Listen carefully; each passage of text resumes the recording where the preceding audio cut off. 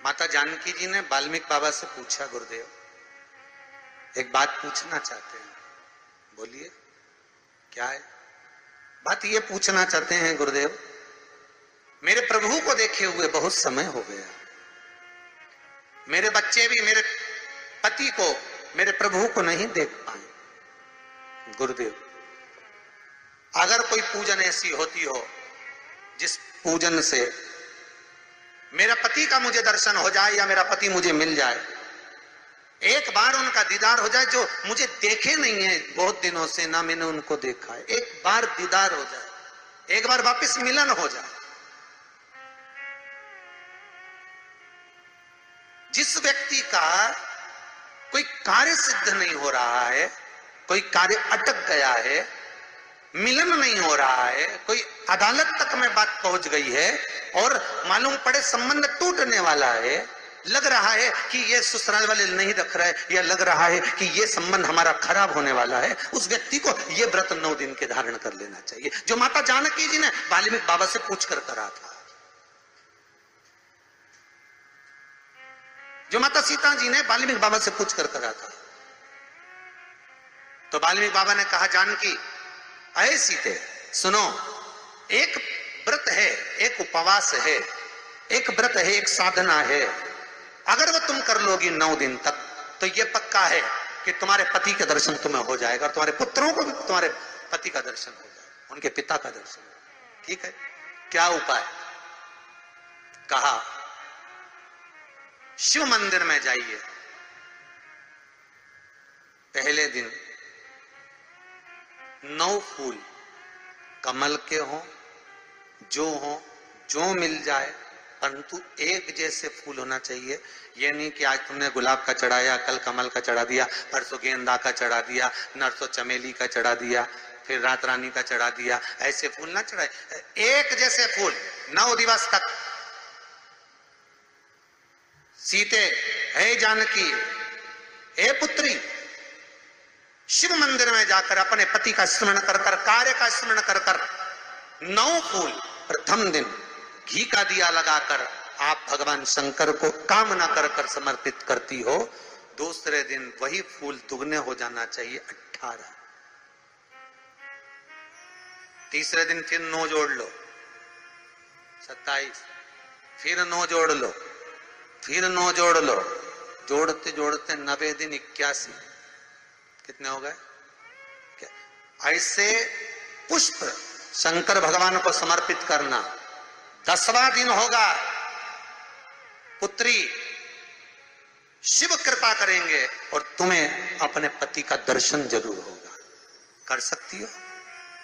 सीता जी बोली कर तो लूंगी, पर दिक्कत एक है। क्या? इतने में फूल चढ़ाऊं और फूल नहीं मिले तो? इतने में वहीं पर लव खड़ा हुआ था, पुत्र लव खड़ा हुआ था। उसने कहा मां चिंता क्यों करती है, फूल मैं ला कर दूंगा, तू तो बस व्रत धारण कर। यही गुप्त नवरात्रे का व्रत, इसी आषाढ़ी नवरात्रे का व्रत मां जानकी ने करना प्रारंभ करा, और पुष्प लाने के लिए लव जाता। पहले 9 फूल तो आश्रम में मिल गए, दूसरे 27 फूल, 18 फूल भी आश्रम में मिल गए। धीरे धीरे धीरे धीरे जब 5 दिन हो गए, पुष्प की संख्या कम पड़ने लगी, तो लव को मालूम पड़ा कि मेरी माता को पूजन करने में दिक्कत हो रही है, पुष्प नहीं मिल रहा है। चिंता मत कर मां, अब तो कहीं से भी ला कर दूंगा तो दूंगा। और गया लव, गया।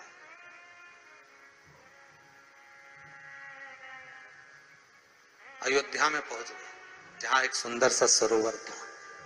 सरोवर के दरवाजे पर द्वारपाल खड़े हुए थे, अंदर नहीं जाने दिया। मुझे जाने दो, मुझे पुष्प चाहिए, मेरी माता पूजन कर रही। द्वारपालों ने पकड़ना चाहा, मना करा, नहीं माना। लव इनको पटक कर अंदर प्रवेश कर गया, फूल लेकर आया, माता को दिया। धीरे धीरे पुष्प आते रहे, चलता रहा।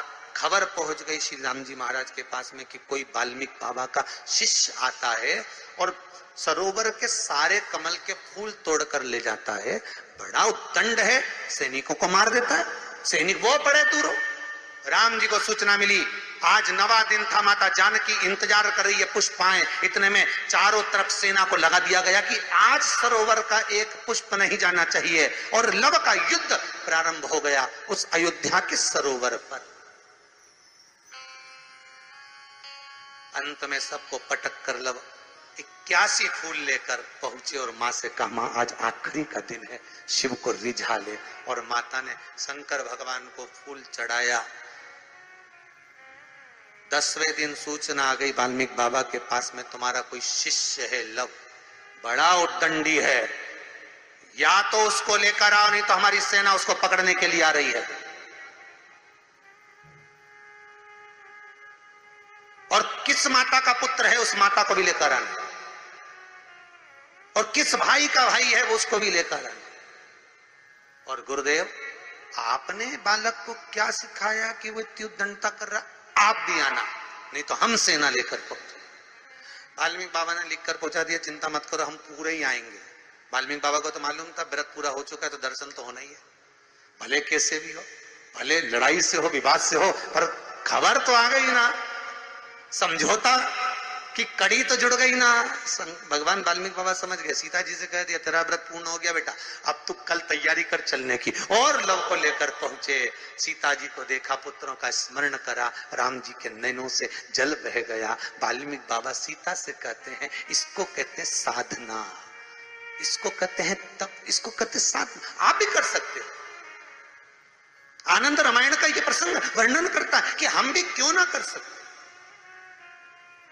11 तारीख से 19 तारीख तक गुप्त नवरात्र चालू हो गए। गुप्त नवरात्र करो, आराधना, कुछ नहीं तो एक फूल तो शंकर को चढ़ाना चालू करो, कम से कम एक पुष्प तो चढ़ाओ। जिसको लगता है कि मेरे परिवार में कोई दूसरा व्यक्ति हस्तक्षेप कर रहा है, या मेरा पति किसी पर नारी के साथ में रह रहा है, या नारी किसी पर पुरुष के साथ में रह रही है, तो माखन थोड़ा सा प्रतिदिन मां जगत जननी के मंदिर में अवश्य समर्पित करें। 9 दिन तक समर्पित करोगे, कैसा भी दोष होगा, कैसे भी ग्रह होंगे, वो सब हट जाएंगे और जीव आपका हो। ये वो नवरात्र है जिसमें प्रेम आनंद बढ़ता है, स्नेह बढ़ता है। ये वो नवरात्र,